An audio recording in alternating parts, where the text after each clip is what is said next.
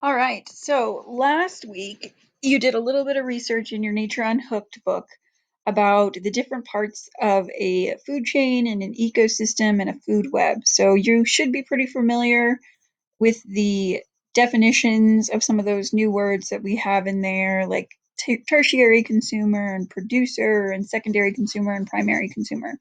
This week, you're going to do a little research into an ecosystem of your choice. So you get to choose out of the biomes that we're going to give you here in a little bit, which one interests you the most and which direction you want to go. So you're going to make your own food web next week. This week, we're going to do some research. So I'm going to show you how to do that so that it's a little bit easier.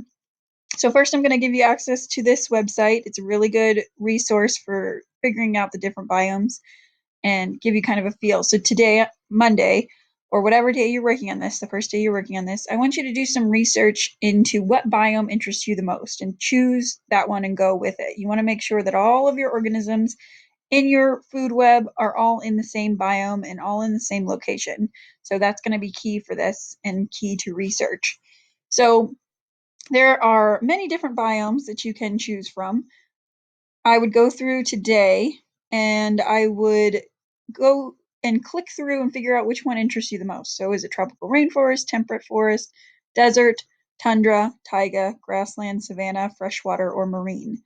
Whatever one is calling to you, wherever you want to do your research in your animals, that's the one you're going to do. If you're not familiar with these, click on all, read a little bit about them, Google some research on the different biomes, pick the one that sticks out to you. What do you want to know about and what animals interest you the most? So I'm going to do taiga because I imagine a lot of you have not heard that word before. So I kind of want to let you familiarize yourself with it a little bit while you have some guidance. So taiga is a cold biome. Okay, you're going to find these mostly in the northern hemisphere. Um, and Russia is a big one for this one. So this tells you a little bit about taiga. I'm not going to go through and read the whole thing, but this gives you an idea of what a taiga is. It's a forest, but it's usually like a snow forest.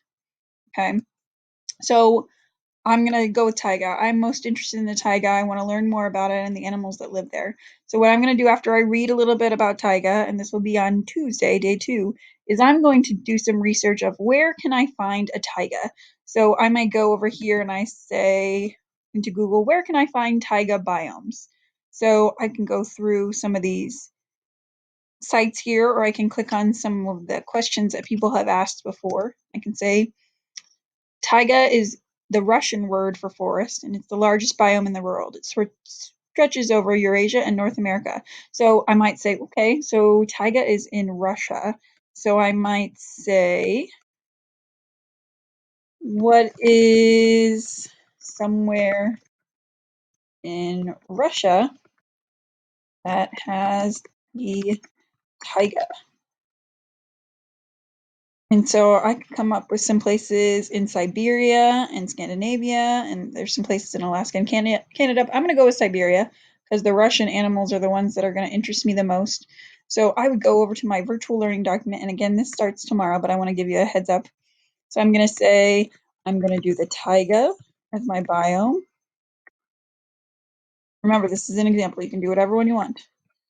And then I'm going to say I'm looking at Siberia or Russia as my location.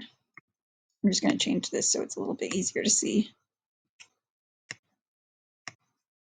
All right, and then I'm going to look for my tertiary consumer. What a tertiary consumer is, if you don't remember, is your top predator in your food web.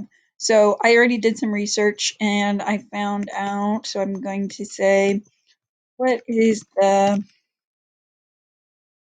top predator in Siberia? Because that's where my location is, so I'm going to stick with that. It says a wolf. So I'm going to click on this website because I don't want to just go based on the first thing that Google gives me. I want to see what they're talking about here with Russia. So the most dangerous animals in Russia. So it says we've got brown bears, tigers, gray wolves, polar bears, wild boar.